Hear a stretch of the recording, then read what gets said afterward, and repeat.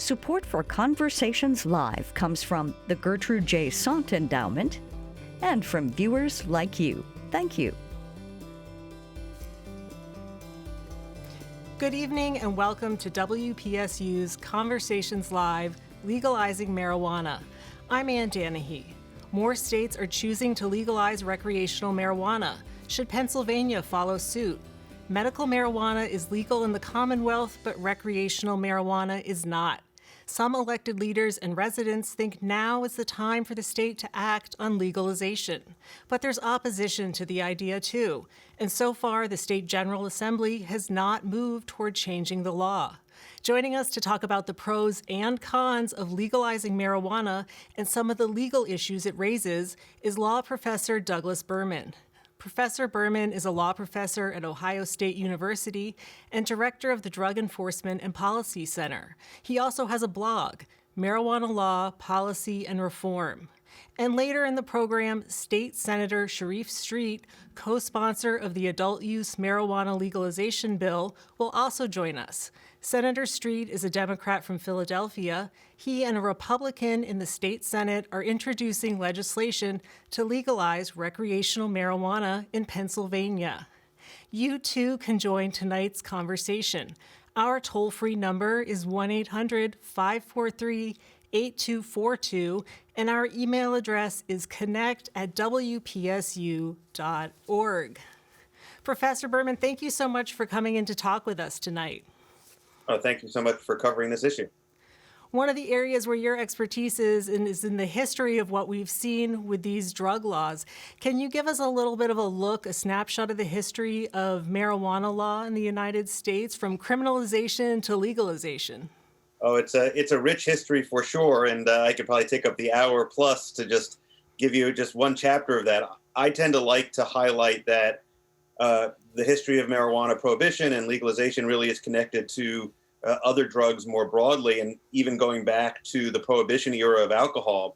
It was really after we ended alcohol prohibition that marijuana became a focal point for a lot of new laws at the state level, and then more attention at the federal level to prohibit marijuana, which was at that time kind of a new drug that was often associated with people in Mexico and had some racist overtones to the demonization of the drug. Some people may be aware of a famous movie of the era called Reefer Madness that suggested marijuana was linked to violent behavior and all sorts of troublesome personal behaviors and outcomes. And that led to what was then called the Marijuana Tax Act, but really was a way of prohibiting marijuana without expressly calling it as such. And that was the law of the land, along with state prohibitions up until the 70s. We have sort of the hippie era, and it was kind of well known that marijuana was becoming a more popular drug, though that ended up sort of contributing, again, connected to other drugs with the modern sort of war on drugs framework that originally started as an effort to just organize federal drug law more effectively through what's known as the Controlled Substances Act. That went into place in 1970. The important piece of this that particularly relates to marijuana is that law created what are called schedules, the law still effective today, that placed drugs in different categories and subjected drugs to different levels of prohibition, depending on how dangerous they are, potential for abuse, and whether they might have medicinal value. And quite controversially, and really to some extent against some recommendations of some expert bodies, the decision was made to put marijuana in what's known as Schedule 1, which is kind of the most serious, the most prohibited of all the schedules in the Controlled Substances Act. And that's really what started kind of our modern prohibition era, in which marijuana was treated, again, as the most serious drug, subject to some of the most serious. Many states followed that script, and so through the 70s and the 80s, we have what I call blanket prohibition. But then starting in the 90s, the medical marijuana movement really got started. And one part of that story, and it's really a healthcare story that connects to other aspects of American history, I think the combination of new treatments for cancer that prolong people's lives, but often with some competing conditions related to chemotherapy and other challenges, as well as the AIDS epidemic, started to lead to people using marijuana kind of as a sort of a folk remedy or medicinally, but it wasn't officially allowed until California kicked off what's really our modern marijuana reform movement by passing in 1996 the first statewide medical marijuana ballot initiative that legalized the medicinal use of marijuana just in California. And this created a bunch of legal uncertainties because federal law remained prohibition and has remained to this day a blanket prohibition reality. So we started to get what continues all of this tension between states starting to allow marijuana use. Most states did it just medicinally, like Pennsylvania has now. But then starting in 2012, we had Colorado and Washington move to what's often called recreational or adult use. So getting that shift in legal laws in different states, even though at the federal level the law is still the same, it's still a Schedule I, it's still illegal, but the public opinion and state laws are starting to shift beforehand. I am going to just pause there, and we'll get back to looking at the laws as they are across the state. We already have a call, so we just want to get our caller, get them in here. We have James from Sandy Ridge. Hi, James. Thanks for calling, and we have you on the line. And do you have a question or comment? Yeah, I was wondering why some states are legal and some states aren't. Why are we a better state? That's a great question, and I think 17 states recreational marijuana is legal, and other states have medicinal marijuana or have decriminalized it. Professor, can you talk about that? Why does it vary so much state by state? That's a wonderful question. The reality is, on lots of other things, we have some state variation, but it's usually not as dramatic as we see in the marijuana space, right? Different states have different laws for when somebody can get their driver's license. Some states are 17, 16, some even younger than that. Part of our federal system is to allow states to kind of be the first decision maker, but usually kind of a consensus develops of kind of what's good practice and good policy. That hasn't been true generally in the drug space, but especially as we've moved from prohibition to legalization, and especially because the federal government hasn't reformed its national laws at all. And so that's created an extra layer of uncertainty as states contemplate which way they might go. You sometimes hear legislators say, I think I'd want to do reform in our state, but because it's still prohibited at the federal level, I'm not sure we should. And so this patchwork of laws, I think, is aggravated by the prohibition at the federal level. And it also means that people who are using medical marijuana in Pennsylvania, people who are using recreational marijuana in New York, which recently legalized, or Illinois, they're technically violating federal law, but federal authorities have been saying for quite some time it's not worth prosecuting people as long as they're being consistent in their activity with state law. But that itself creates uncertainty and challenges, and is why a lot of reformers are pushing the federal government to try to do some kind of nationwide reform. And we're taking a look at the map right now that shows where marijuana is legal, illegal, legal for medical reasons, and it is a wide variety across the country. There's some over, obviously, over on the West Coast, it's legal for recreational use more than in the middle of the country. But Professor Berman, do you expect that to just continue to change, that a growing number of states will move in that direction? That certainly is my expectation, partially because, as I mentioned briefly before, kind of the benefits of legalization have been seen and kind of embraced by more and more folks without the obvious harms. There were a lot of sort of predictions of harms, both when California first did medical marijuana and when other states first did recreational marijuana. Those statements that crime rates would go through the roof, or there'd be terrible drug driving problems. And the research so far hasn't really borne out much of a change in states that have reformed.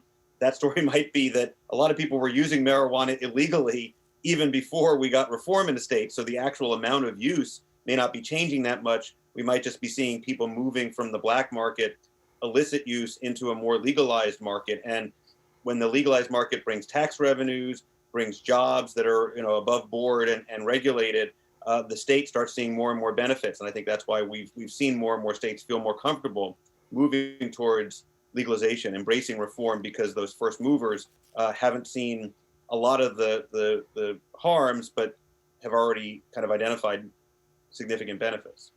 I'll be the devil's advocate for a minute and say that I know a lot of people are concerned if Pennsylvania is going to look at legalizing recreational marijuana. They say it's one thing if it's medical and people need it and these are adults, but there are a lot of concerns about whether it will lead to more substance abuse or whether it will lead to more young people using and abusing.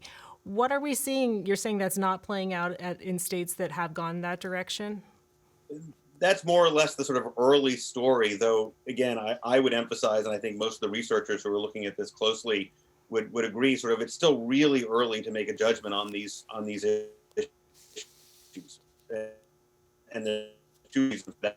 First, the legalization states haven't been operating for a very long period of time. We don't have, decades worth of evidence about whether in a legal state you get a lot more youth use or a lot more problematic use. And so, that one piece is sort of the jury's still out just on what the evidence will be.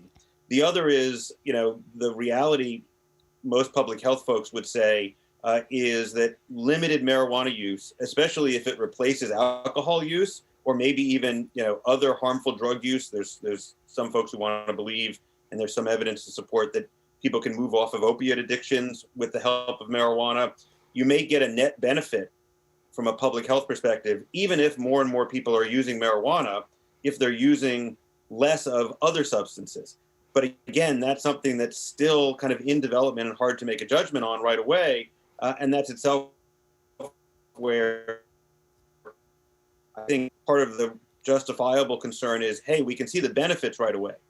We can see the tax revenue, we can see the job creation, and are we perhaps having kind of lurking long-term harms that are sort of building but are hard to identify until we get 5, 10, 20 years out from a change in the law. And that's why I think the public health community especially is going to continue to keep a very close eye on this and see where it takes us.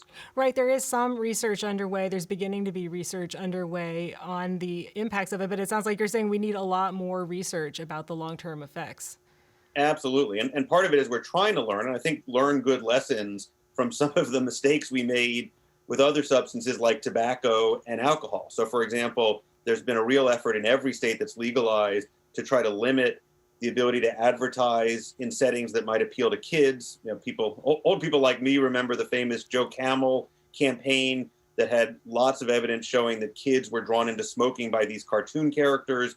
And so there's a real effort to make sure when we legalize, we don't, kind of facilitate a consumption that's directed towards children. There's also, an effort to keep taxes high, which can often help diminish the amount of heavy use or problematic use. Another thing that's being debated now is whether there ought to be limits on the THC levels, right? That's the ingredient that leads to the high. And there's some developing literature that says it's the high THC versions of marijuana that have the most potentially harmful public health consequences. And so, again, I think there's this hope that we can do it right, so to speak, to minimize any public health harms and get the other benefits. But one concern that many critics of legalization highlight is once you allow these commercial enterprises, they're going to want to advertise and they're going to want to skirt any regulations you put on them. They're going to want to push to have as many people use their product, to help their profits. And that's necessarily going to increase the likelihood that some of those harms come to the fore, maybe not right away, but if we ever let up on regulation, right, they'll take advantage. Right, another element in the mix. And we have another question, and this one is from Glenn. He sends us an email, and Glenn writes, do we know what kind of economic benefits states like Colorado have gotten from marijuana legalization? If so, what have they been? What are we seeing in states like Colorado? They're generating a fair amount of revenue, right? Yeah, I mean, that's the pretty simple story is we're seeing a good bit of tax revenue. We're seeing a good bit of job creation, though the pushback often is, okay, yes, there's, $100 million being generated, but that's still only, 0.5% of the total tax revenue for the state. So it seems like a big number, but in context, it's still not a huge amount of money. In addition, especially in a state like Colorado, they benefited as first movers often do. They got a lot of tourism. They got a lot of sort of commercial development around being the first state to legalize marijuana. And so one thing that a lot of opponents are eager to say is, don't look at Colorado and all the economic developments there. If Pennsylvania becomes the 20th state to legalize, they can't assume they'll get those similar kinds of benefits.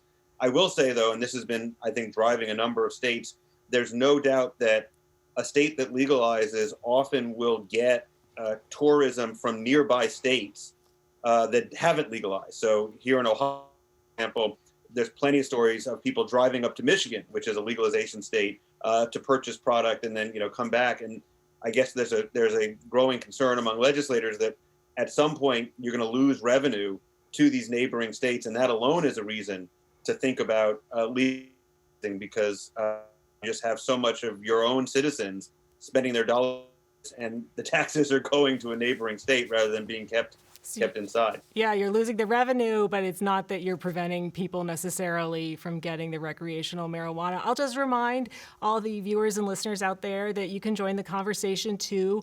Our toll-free number is 1-800-543-8242. Our email address is connect@wpsu.org. And Professor Berman, one of the things you mentioned was the cost of legalizing marijuana. Are there still issues with the black market in states that have legalized marijuana because people say, okay, I don't want to pay as much as it costs to get it legally, so I'm just going to still continue to buy it illegally? Is that an issue that we're seeing? That's a very big issue, and it's got sort of two components to it. One is that a lot of people who are regular marijuana users who you might want to have move into the legalized market are saying exactly like you say, I'm used to the deal. They are cheaper than maybe going to a legal store that pays taxes and has to deal with more regulations. And so I'll just stick with what I've got. And the evidence has suggested it's been a pretty slow process to get people out of their traditional illicit markets and into the regulated market because of the price point concern and the like. The other point, though, and this has been a big concern for a number of states, is there's reasons to be worried that actually legalization is attracting new illicit market entrants, that they realize, hey, we can do a grow without going through the regulations, and we're less likely to be hassled by the police because they're just not enforcing this very much because of legalization. And so there's been a real worry, and again, this is something that I think varies as more states come online with legalization, that you end up actually attracting illicit players because they think they can come to Colorado, grow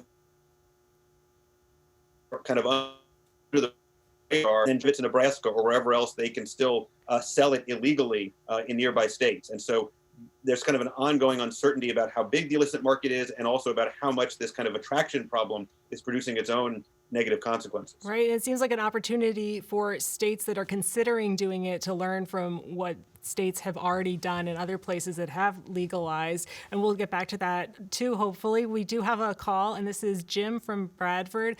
Hi, Jim. Thank you for calling. And what's your question or comment? Yeah, my question is let's say you're flying from, let's say, Michigan, where it's recreational use is legalized, and you're flying to Colorado, where, again, it's recreation is legalized. But now all of a sudden you're flying, you're going over state lines, and that's all governed by the federal government. How does that work? Yeah. Great question. It is a wonderful question, and the simple answer is it's illegal to take it across state lines. You have two states next to each other that both are legalized states. Technically, it's illegal to do interstate transportation, and in fact, a number of states that have legalized marijuana often have drop boxes at the airport for people who forgot that they brought marijuana with them.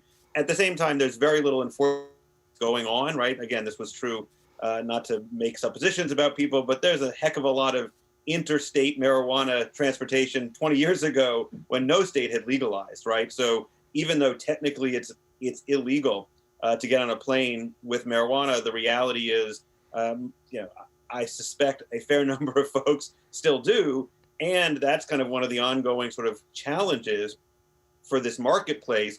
It means that an operator of one of these dispensaries, say in Illinois, that also has one in Michigan, they can't take their supplies from one state to another. And in fact, there was a pretty notable case where a whole truck supply of hemp, which is essentially low THC marijuana or low THC cannabis, to be precise, was being driven from legal, I believe it was Oregon, to legal Montana, but it had to go through Idaho, and they intercepted the truck and were prosecuting the individual. And so these are issues that come up not just for individuals, but it comes up for businesses that are trying to figure out how to navigate through this patchwork of state laws and federal prohibition that remains in place. Wow, that's really something to consider. And I guess we'll have to wait and see if that pushes it at the federal level for change to happen at that level, too. We have another call, and this one is from Jim in Sandy Ridge. Hi, Jim. Thank you for calling. And do you have a question or comment? Yeah. How much state revenue could be raised by legalizing cannabis in the state of Pennsylvania? Thanks for that question. And there have been studies about this. I think there was a recent study, Professor. What are you seeing in other states and Pennsylvania? What could we see? Yeah, I mean, I think in New York, which is a slightly bigger market, but not necessarily that much bigger, they're talking about billions of dollars literally in tax revenue. And so the reality seems to be a pretty significant amount. And among the things that has been interesting is early on, the first year of legalization, often the sales come under projections because it takes a while for the stores to get established. And as we were discussing earlier, it takes a while for people to kind of be comfortable moving from an illicit market into the legal regulated market. But just about every state that's legalized, they've seen their tax revenues grow pretty significantly over year. And so, there are some estimates that this could be, a multi-billion-dollar industry, in just about every state. And a part of that as well is states can choose to. Ohio did, for example, even in medical marijuana, have huge licensing fees. There's a bunch of ways to generate revenue from this industry beyond just the tax on the product. And so, if a state goes into it with a particular focus on revenue generation, there's a lot of opportunity there. The challenge is before, though, if you set the taxes too high, you may get people going back into the illicit market because the price point is cheaper and folks are very sensitive to price in this space. Right. I think one study had it at 400 million as like the low end of what could be generated in Pennsylvania. And also, again, it depends on how you look at it. That sounds like a lot of money, but if you look at it as a percentage of the overall state budget, it's much less. It just depends on how you look at it. And we have another call. This one is from Mary in State College. Hi, Mary. Thank you for calling. And what's your question or comment? Oh, my question is, what do states where marijuana is legal, or for that matter, illegal, do about the situation when someone's driving and, for want of a better term, inebriated, or I guess I would say high on marijuana, driving under the influence to the point of danger? How is that handled in any state, legally or where it's legal or illegal? Great question. Thank you. Do they have an equivalent of a breathalyzer if it's made legal that they can stop someone in the same way you would think if they were drinking? Right. That's a wonderful question. And I could literally do an hour on this complicated topic because we don't have the equivalent of a breathalyzer. And my understanding of the sort of, physical biology is we never will. There's a number of folks who are trying to sort of invent something like a breathalyzer.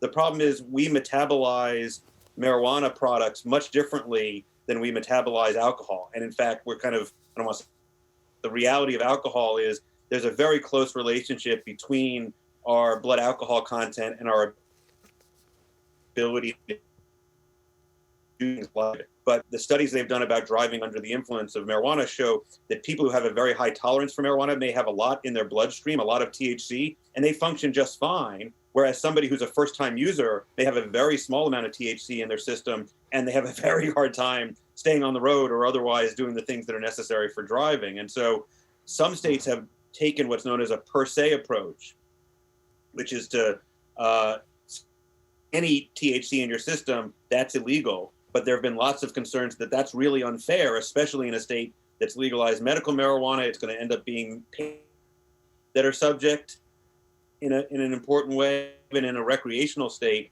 where the other part of it is that marijuana stays in your bloodstream for about a day where it's still identifiable, even though for everybody the high is worn off much sooner. And so there's a concern that somebody could literally go to a party Friday night, have a designated driver, but now they're going out just for dinner Saturday, feel perfectly fine, but they could test positive for some residual amount of THC in their system. And so there's been a constant conversation about how can we regulate this effectively to minimize possible road roadside problems while still not unfairly catching people up in a criminal justice net when they're really driving just fine. Right, and the idea of people getting unfairly caught in the criminal justice system, that's something we definitely are going to get back to, but we do have another call, and this is from Jacob in Bald Eagle. Hi, Jacob, thank you for calling, and do you have a question or comment? Yeah, I have a question, comment. Since Pride Month's coming up, have you heard of the 420 neon poster? It's a 420 neon poster for Pride Month. I have not heard of that. I don't know if Professor Berman has heard of that. Well, I know that 420 is, of course, kind of a number and a date and a time that is kind of legendary in the marijuana universe, although nobody's even quite sure why that is. But it's become kind of, the sort of the de facto kind of holiday and celebratory time and date. And so I assume it's somewhat related to that. And of course, that's where I find studying marijuana law and policy and history so interesting, because it connects to so many other social movements. And as just one, for example, when I first started teaching a class in this area, it was around the same time that lots of states were legalizing gay marriage, but the federal government hadn't done anything yet. And people were saying, oh, these are similar movements where young people have a much more progressive approach than older people do. Well, the Supreme Court decided to step in and kind of resolve the gay marriage issue, but we're still debating marijuana policy state by state. And so, how these different movements connect and how different generations, approach them can often be synergized. So I don't know if that's what this is about, but it sounds like it could be something related to it. Yeah. Thank you for that question. And we do have another call, and this is from Daryl in DuBois. Hi, Daryl. Thank you for calling. Hi, Ann. Hey, I got a question for the gentleman there. My question is growing marijuana for hemp, for production of paper, mine reclamation, so on. Go ahead. You're on. Thanks for the question. So, legal, illegal? Does it vary by state? It's legal now, but that's a very recent development. When I first started teaching this, like I said, one of the, I thought, strongest arguments to changing federal marijuana prohibition is marijuana was defined to include anything that was from the cannabis plant, even if the THC content, that which makes you high, was very, very low. And there's this long history. Some people know about and like to say, oh, the founding fathers grew marijuana. Well, technically what they grew was the cannabis plant in the form of hemp that was widely known as a wonderful product for rope and fabrics and all sorts of industrial uses. And so there was a strong movement among farmers and others to make sure at least hemp could be grown legally and could be a developed crop. And sure enough, in 2018, we had that included in the Farm Bill. And so there's a Farm Bill that passes at the federal government level almost every couple years to just deal with farm policy. And the most recent version of that included a redefinition of marijuana to say that marijuana doesn't include cannabis plant products where the THC level is below 0.3%. In other words, you can grow hemp as long as it's got a low enough level of THC in it. And now that's federally legal and legal in states across the country. What's interestingly about that is states have struggled with, when we stop a car and we see all of this cannabis product in the trunk, how can we tell if that's legal hemp or illegal marijuana?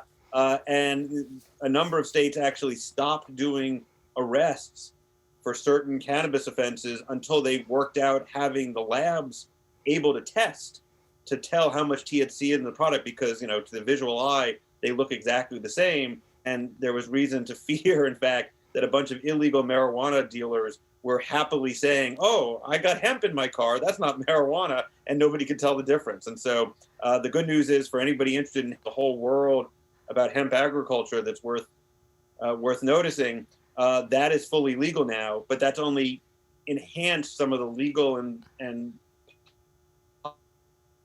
conversations around marijuana and the stuff that gets you high. All the questions that still need to be worked out. And we have another call, and this one is from Jim in Phillipsburg. Hi, Jim. Thank you for calling. And do you have a question or comment? Yes. Is there a provision in the law that will allow for home production?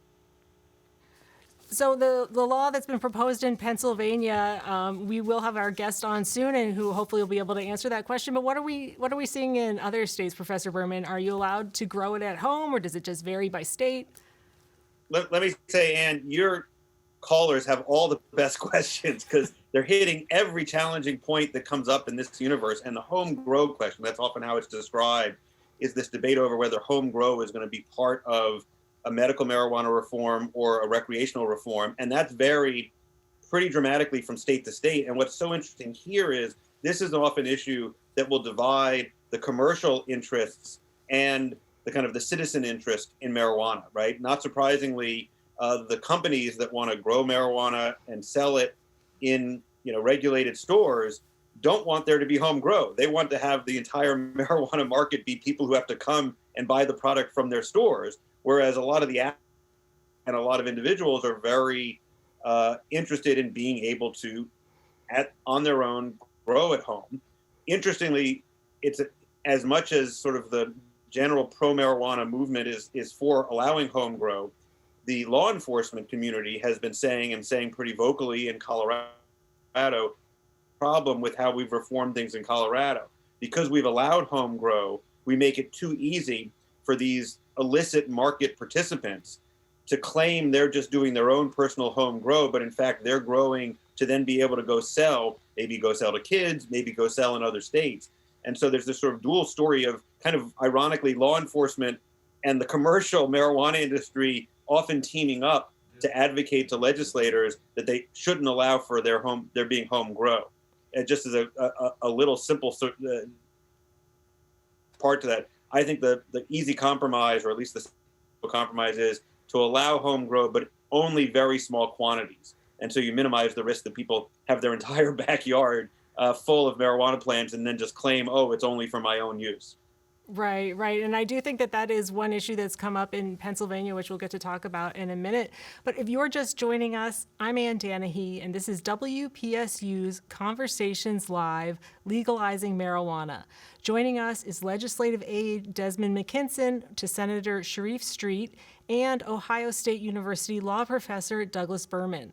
Our toll-free number is 1-800-543-8242, and we're ready to take your calls. You can also send us questions by email at connect@wpsu.org.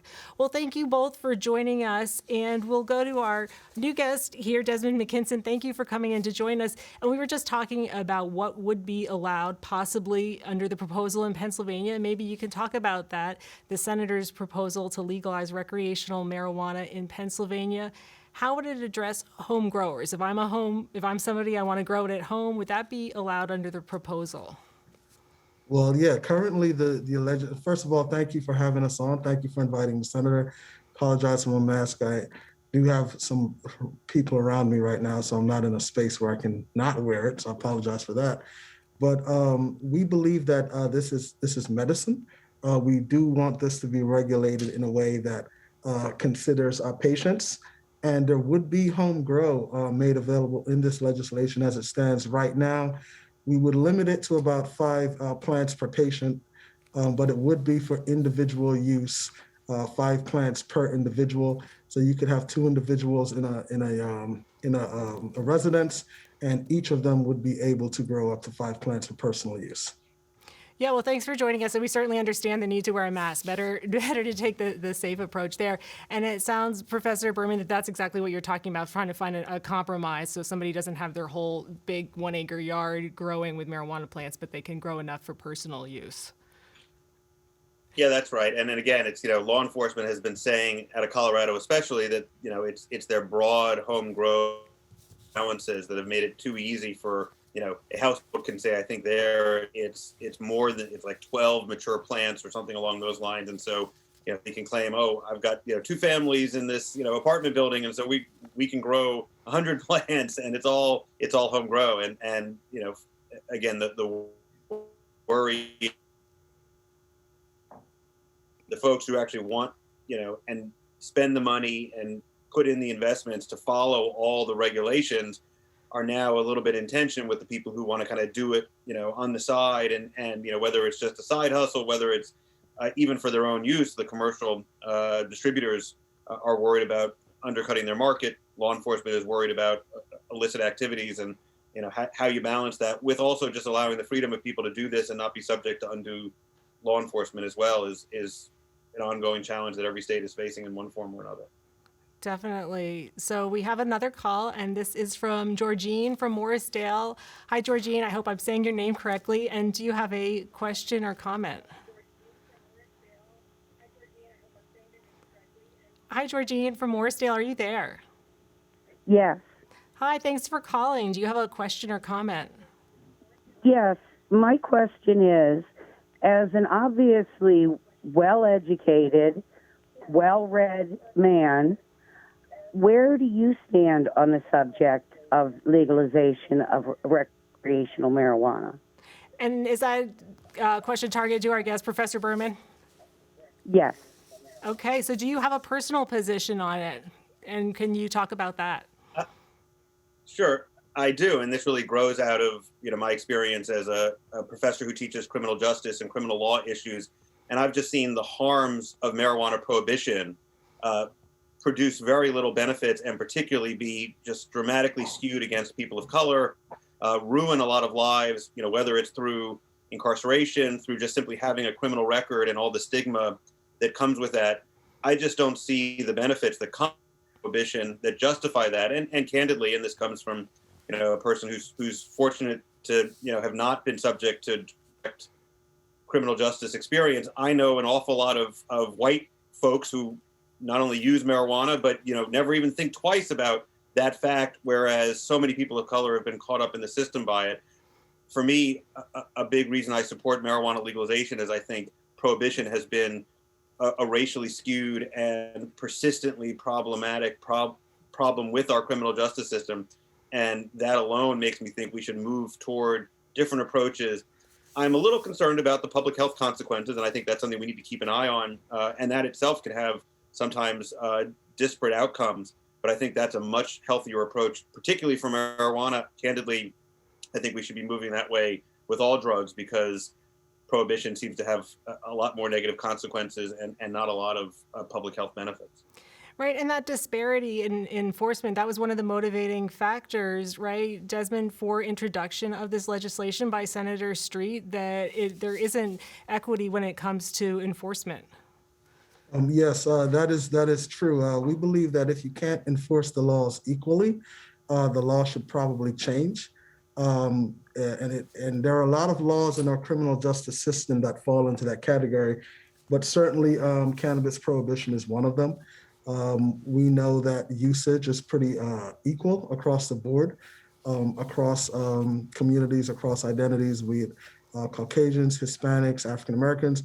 But we do know people of color, and usually poor people, are 4 to 5 times more likely to encounter law enforcement when they do use, as opposed to their counterparts who are Caucasian. So the social equity part has been huge for us. To be quite frank, the war on drugs, in many respects, has been a war on people. It's been a failed war on drugs. It's criminalized a plant that, in many people's opinion, is no more damaging or no more dangerous. In fact, in many instances, less so than alcohol. And so we felt there was a need to correct some of those historic wrongs. And Desmond, we do have a call in the queue, but I just want to ask you really quickly, can you kind of give us a snapshot of some of the key points in the proposed legislation if this legislation were to move forward in Pennsylvania? We don't know if that's going to happen yet. We have a Republican-controlled General Assembly. But if it were to happen, are there some key points in it? Yeah, so one of the most important things about this legislation is it would create a cannabis regulatory board, which would be staffed by people in the health department as well as people in ag. They would be responsible for making sure that the market wasn't overflooded with product, that things stayed level. I don't know if you know, but there's been some instances in neighboring states where we've had too much product, supply and demand have not been well balanced, and it's caused either too much product, excess product for the black market, And we want to do this in a responsible way. And we believe that having a regulatory board that's responsible for monitoring and controlling the market of this is the most responsible way to do it. We also have social equity licenses that will target people who have historically been negatively impacted by the war on drugs. If you or a family member has done time, a ridiculous amount of time for nonviolent cannabis offenses, not only would it expunge and seal those records, but it would give you an opportunity to participate in the marketplace through social equity licenses, which you'd be able to take advantage of. There are also low barriers to entry for everyone else. There are licenses, micro licenses that small business owners, farmers would be able to take advantage of so they could be a part of the marketplace. We don't want to do a thing where we have essentially big tobacco of marijuana come into to Pennsylvania and make this just something for the rich folks. We do believe that this is something that regular people should be able to participate in, and we are going to make sure that at least the legislation we finalize and we put in front of the General Assembly looks like that. Okay, great. And we have another call. This is from Frank in Williamsburg. Hi, Frank. Thank you for calling. And do you have a comment or question for our guests? Yes. Oh, yeah. Go ahead, Frank. All right. Yes, I'm 67 years old. I have degenerative disc disease, and I've been on opioids for 30 years. My question is, will they produce the marijuana in different strengths for like different people, or is it just going to be one straight THC or whatever it is across the board? Great question. Desmond, do you want to tell us what you have in mind for Pennsylvania? And then maybe Professor Berman, you could talk a little bit about how that's handled in other states. All right. Thank you. Thank you. So, I mean, I'll jump in real quick. I do know that THC strength and content is something that we're looking at. I believe there's going to be a certain level, and then you'll have, there'll be a range between that. I'm not exactly sure off the top of my head what that level is going to be, but I do know how strong the product is something that we're keeping in mind, especially especially due to the fact that we already have an existing infrastructure for medical marijuana, and people with certain ailments or whatever else may need higher doses. We don't want to institute this in such a way that completely deconstructs the current infrastructure that we have for the medical marijuana community. So THC content is something that we are going to be mindful of in terms of adult use, so that we don't adversely affect the medical marijuana market. Great. And is that how it's handled in other states as well? Yeah, one of the things that the caller's question sort of raises and has been a concern for those who are hoping to see reform is federal prohibition has really almost eliminated significant medical research about this plant. And among the things that's amazing about the cannabis plant is it's got the THC that is the chemical that makes you high, but then there are all these other ingredients, most notably what are known as cannabinoids, which there seems to be of potential medical applications. And for lots of people suffering from a variety of different ailments, it seems to be the combination at different levels of the CBD or other cannabinoids and the THC. And yet we haven't had a generation worth of research to sort of explore all of that. And so it's really kind of happening on the ground in real time. And one of the challenges, and Desmond sort of spoke to it, kind of indirectly, is can you get a market set up both with the regulations, but also with the consumer base that's big enough that the companies have reason to produce products with a range of different, sort of kinds of treatments. You can even think about the parallel to alcohol or even other kind of medicines where, there can be 7 different types of pain relievers and different people can find which one works best for them, whatever their ailment might be. It often takes a while for a market to mature in the cannabis space, that there's going to be product available for a range of different folks to try out a range of different products. But the hope is that a state like Pennsylvania, other states can kind of learn from the experience, and that the market players are also themselves sort of figuring out what's working well for patients. So somebody like the caller early on can go in and find a product that helps them the most. And we do have a question from a Penn State student, but before we go to that, I just want to really quickly ask you that this raises the question when we're talking about the THC levels in the medical marijuana or recreational marijuana. We've all read stories about the getting into the hands of children or even pets. We have gummy bears or other candies that have THC in them. And I wondered, maybe both of you could talk about how is that addressed in other states and how would that be handled in Pennsylvania to try to make sure that doesn't happen so that little kids aren't getting it, pets aren't getting it, et cetera.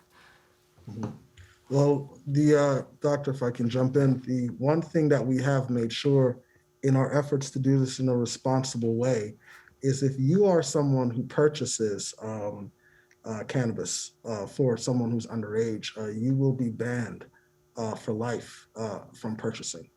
If you're a medical marijuana patient, if you're just a regular user, but if you are caught, giving this stuff to kids, this is something that will earn you a lifetime ban, at least currently as the legislation is written. You have to be 21 years old in order to use this. You will be banned indefinitely if you get this to minors. And the truth of the matter is ultimately regulation makes it more difficult for kids to get their hands on this stuff. I'll never forget our co-sponsor, Senator Laughlin, was asked, as a Republican, why is this something after so long the GOP has stood against this is something that you would do? And he said, quite frankly, he had a talk with his son. And his son told him, Dad, I could have a bag of weed to the house in under an hour, and that's better delivery than Amazon. And he realized that the regulation of it is honestly what actually enhances the security. It makes it more difficult for a kid to get their hands on it. And quite frankly, it's safer. You don't know what the guy in the back alley is giving you. Sometimes it's laced. Sometimes it's not a genuine product. Sometimes it's more dangerous. At least if you can control it, you can test it, you can tax it. I think it's a better situation for everyone involved. Right. So, Professor Berman, is that something that Pennsylvania can take a lesson from other states in? And looking at how that's been handled? What a lot of the latest states have been eager to do. A lot of states have prohibited gummy bears or other kinds of products that would be naturally attractive. And one of the things that's very encouraging and reinforces the point just made, in just about every state that's had legalization for a while, they do sting where they send 18-year-olds, 15-year-olds to go and try to purchase at a legal store, and they all get carded and told, get out of here, because these stores know they'll lose their license, and they don't want to sort of take that risk that a regulated market is one that's eager to sort of control itself, so to speak. The other thing I'll say, and this has been a talking point for people oppositional to reform, there has been an increase, usually a short spike, in the number of kids brought to emergency rooms for accidental ingestion of marijuana products. And that's part of where there needs to be an awareness campaign to encourage people to keep their products safe and away from kids. What I always think is interesting, and there's a little bit of evidence to support this idea, that a part of what that actually reflects, not more kids actually consuming marijuana accidentally, it's parents more comfortable taking the kids to the hospital. Because when you move off prohibition, they're not now scared they're going to lose their kid if they bring the kid to the hospital and say, my child accidentally got into my stash. When you have, illegal product, they're going to just keep the kid at home and they're not going to seek medical help. Ultimately, in almost all these cases, the kids end up fine anyway, because it's literally impossible to overdose lethally from a marijuana product alone. But as has been highlighted, if it's laced with something else or there are other drugs nearby, that can prove to be a problem. But you put it exactly right, Ann, that Pennsylvania has the experience of other states working through the regulations to make it a safer product and deal with that access to kid issue. Yeah, and we were talking about the social justice questions, and we did get a question and comment from a Penn State student, and we'll take a listen to what this Penn State student has to say, and then if either of you have any thoughts about it. the reason that I'm in support is because it is a legalization that would do a lot of incarcerated individuals justice, especially those who are incarcerated for possession of marijuana but might be incarcerated for the wrong reasons. There are huge disparities in prisons, especially with people of color and drug incarcerations. And I think that legalizing marijuana would bring some equity to the incarceration rates, and it is also something that I don't feel is strong enough in our system to lock somebody up for. Right, so we were just talking about that. Desmond McKinson, could you talk about the proposed legislation and if someone has that prior conviction, so would that be erased if it was just a possession charge, or how would that work? I'm imagining that's a lot of people in Pennsylvania.